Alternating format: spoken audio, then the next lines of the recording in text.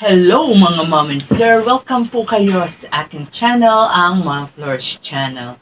For today's video, pag-usapan natin itong ginawang laban ni MK Inday Okray dito sa pangyayaring nagawa or na-videohan ni Jonathan, di ba? So, ito na nga yung pagkakataon na yun, na kumbaga ang laban ni MK Inday Okray. Actually, laban niya to hindi personal kay Jonathan kundi o bilang reactor ng ka-business. Laban niya to bilang kumbaga yung pagkababae, 'di ba? Yung dangal ng mga kababaihan. Kaya ako dito, hindi ako nag-take ng side kay MK Inday Okray dahil co-reactor ko siya kay ka-business. Kung hindi yung laban niya, 'di ba? Yung laban niya sa mga kababaihan kasi kung ikaw ay babae at napanood mo yung ginawa o yung video ni Jonathan, talagang masasaktan ka and talagang manliliit ka sa mga pinagsasabi doon ni Jonathan. At kung mababasa natin yung mga komento, ako nga, napapailing na lang ako, pag nababasa ko yung mga komento, lalo na kapag ang nagko-komento ay mga kababaihan, naiiling ako kasi, grabe, nagagawa niyo pang sisihin si Inday Okray. Sinasabi niyo na, kaya nasabi niyo ni Jonathan, ay dahil nauna si Inday Okray. Pero napanood niyo po ba yung sinagot, kumbaga yung ni-reaction na ni Inday Okray na video kung saan parang sinasabi ni Jonathan na kaya ayaw niyang bumalik na ka-business o ayaw niyang pumunta ka ka-business kasi nga gustong-gusto ni ka-business na palaging naliligo, ayaw niyang maligo. So yun lang naman ni-reaction na ni Inday Okray na ang sabi niya lang naman, yung Jonathan, maligo ka, something like that kasi babaho ka, pati yung private part mo, babaho, di ba? So, wala namang dun kumbaga walang foul, tapos ganun yung magiging igagante na sagot kay Inday Okray. Hindi yun pambubuli, yung sinasabi nyo ng bubuli, hindi, reaction niya doon sa video, ni Inday Okray. At saka isa pa, yung mga sinasabi nila na hindi raw patas si ka-business o whatsoever. Natatawa ako dyan. Nung mga panahon na walang problema, pag kaming mga reactor, sinasabi namin na beneficiary ni ka-business si Jonathan. Wow, ang daming mga numbers sa amin. Bakit? Pag-aari ba ni ka-business si Jonathan? Beneficiary lang, hindi na po pwedeng tulong. Pero ngayon, pinagdidiinan nila talagang sinasabi nila na dapat wag pabayaan ni ka-business si Jonathan, beneficiary niya yan. Sila na ngayon ang nagdidiin, pinagkakadiin-diinan nila yung sinasabi nila beneficiary ni ka-business si Jonathan. Tatawa ko ngayon, talagang sinasabi nila, nako, dapat umano si ka-business kasi beneficiary niya si Jonathan. Paulit-ulit sila, beneficiary ni ka-business si Jonathan.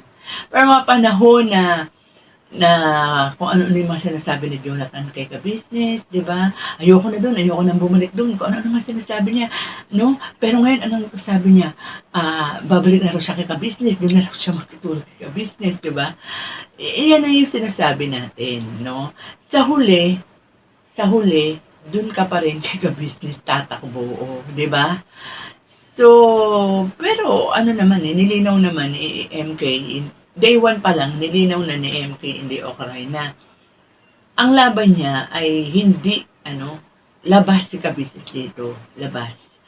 So, maaring pwedeng mag-advise, di ba, si ka-business, pero yung kamong siya yung magiging dahilan para iurong ni MK or whatsoever, wala. Kasi it's between, ang laban na ito hindi naman bilang reactor di ba? Ang laban ni Inday Okray yung pagkababae niya, yung pagrespeto sa mga kababaihan. And besides, yung mga nambabash dyan, kabi-kabila pa rin ang pambabash kay Inday Okray, Kahit saan ka magbasang mga upload talagang parang ewan ko ba. Ang masasabi ko lang dyan, kung awang-awa kayo kay Jonathan, kasi yan ang mga comment ko, awang-awa kayo, naaawa ako kay Jonathan, sinasamantala ang pagiging mahirap, walang pinag-aralan, alam naman may, ang tawag din, alam naman na may diferensya sa pag-iisip, pinatulan pa, pinalaki pa. Wow, ang dali niyang magsalita ng ganyan kasi wala kayo sa sitwasyon ng tao, 'di ba? Hindi niyo nalalaman na yung mga panahon, hindi natin alam, 'di ba? Nung mga panahon na lumabas yung video na yan ni Jonathan, hindi natin alam yung epekto niyan kay MK Inday Okray. Kasi hindi basta-basta yan, maaaring naapektuhan ng, nagkaroon ng mental health dyan, ano? Yung mental health kasi ang aanuhin natin dyan ang babantayan natin at pagka na-atake na yung peace of mind natin, ang hirap niyan, 'di ba? O at kahit na wala tayong anxiety niyan, magkakaroon tayo ng anxiety niyan, ng panic attack niyan dahil sa social media yan, dami nakakapanood diyan, 'di ba? So, aasan kayo nung mga panahon na yun, 'di ba? Tapos ngayon na kumbaga itatayo na ni MK Inday Okray yung kanyang ipinaglalaban, mambabash na naman kayo, ganyan na naman kayo, 'di ba? So, actually hindi nakakatulong talaga yung pambabash na yan kasi nabanggit ni Ka-Business dun sa kanyang bandang huli, no, nung parang ini-evaluate niya na yung mga pangyayari o sinasabi niya yung mga pangyayari na ganap doon sa loob ng barangay. Nabanggit niya na kumalma na si Inday Okray, di ba? Parang nakakatawa-tawa na.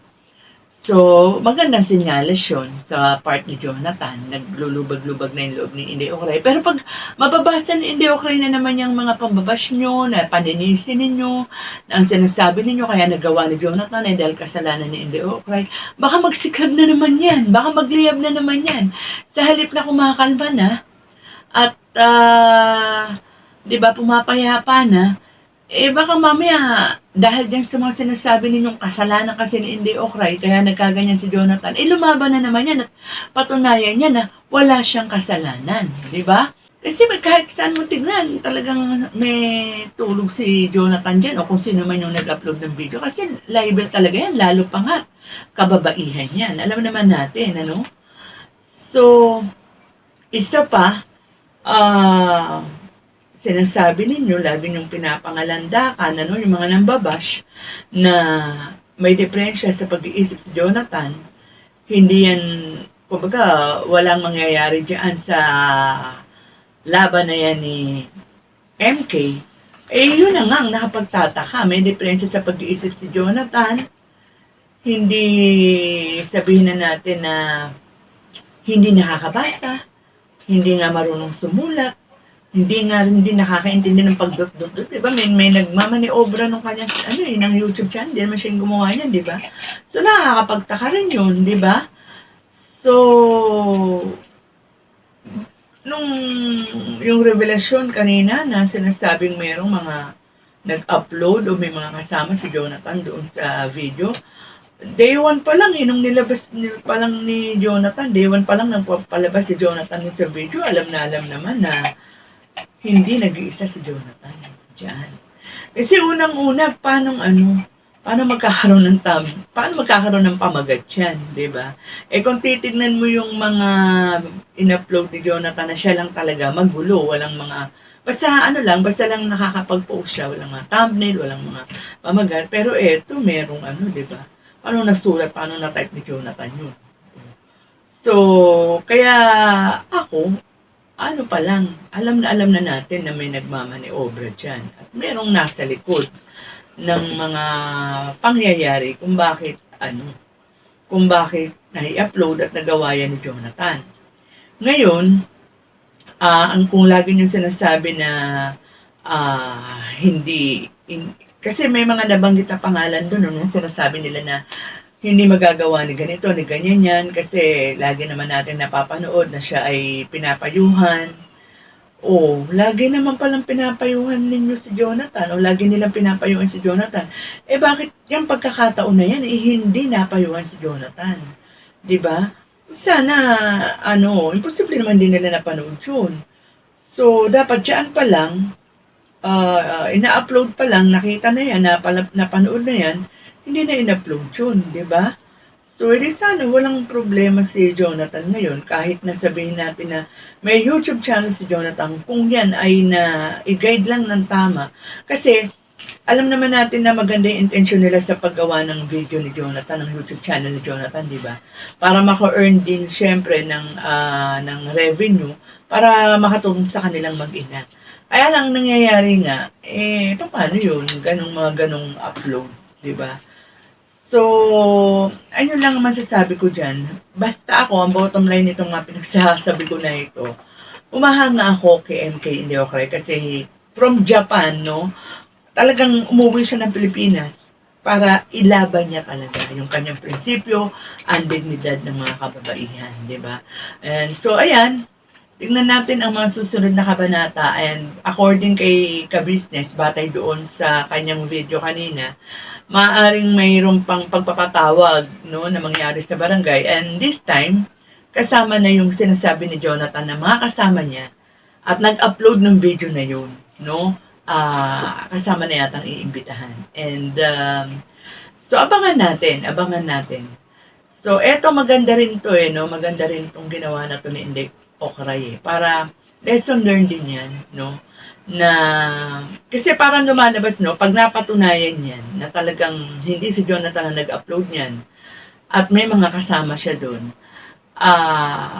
lesson learned yan. Wag natin sasabihin na itong taong to ay mahirap, itong taong na to ay kulang sa pag-iisip, ganun na lang gagawin natin. Kasi kung ganyan ang gagawin natin, tama si Ka-Business, ang dami-daming walang pinag-aralan, ang dami-daming mahihirap, ang dami-daming kahit paano hindi stable ang isip, di paano na lang sila kung magnanakaw sila dahil sabihin natin na may depensa sa pag-iisip, may mahirap lang, kawawa, di paano na, di ba? Ang dami ng magnanakaw na hindi nabigyan ng katarungan yung mga ninakawan. So, hindi po pwedeng yun ang dahilan na kawawa naman kasi may depensa sa pag-iisip, kawawa naman kasi mahirap. Hindi po ganun yun. Diba? Meron po tayong dapat na sundin batas. So, with that, mga kalingap, mga ka-business, and MK Inday Ocray, saludo ako sa iyo. Laban kung laban. Hanggang dito na lang po muna ang ating kwentuhan. Mag-ingat po tayong lahat and God bless.